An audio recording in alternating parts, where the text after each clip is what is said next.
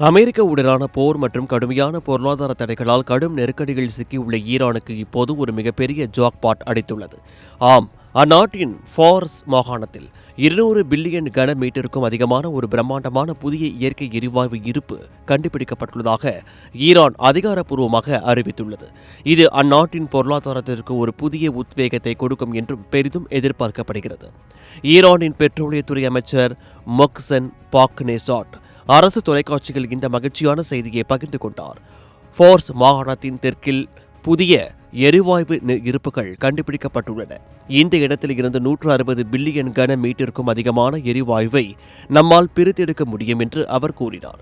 மேலும் இது sweet natural gas வகையைச் சேர்ந்தது என்றும் இதில் நச்சு வாயுவான ஹைட்ரஜன் சல்பைடு மிக குறைவாகவே இருப்பதால் இதை சுத்திகரிப்பதற்கான செலவும் குறைவாகவே இருக்கும் என்றும் அவர் குறிப்பிட்டார்.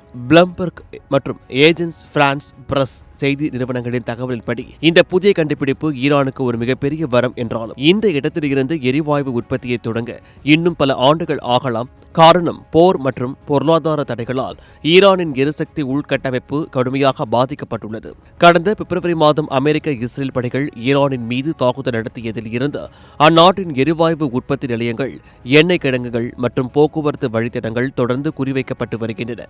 இந்நிலையில் இந்த புதிய எரிவாயு இருப்பை உற்பத்தி நிலைக்கு கொண்டு வருவது ஈரானுக்கு ஒரு பெரும் சவாலாகவே இருக்கும். இருப்பினும் இந்த இக்கட்டான நேரத்தில் கண்டுபிடிக்கப்பட்டுள்ள இந்த புதிய இயற்கை எரிவாயு புதையல் ஈரானின் எதிர்கால பொருளாதார வளர்ச்சிக்கு ஒரு மிகப்பெரிய நம்பிக்கையை அளித்துள்ளது. தற்போதைய நெருக்கடிகளை தாண்டி இந்த புதிய வளத்தை ஈரான் எப்படி பயன்படுத்தப் போகிறது என்பதை உலக நாடுகள் உன்னிப்பாக கவனித்து வருகின்றன.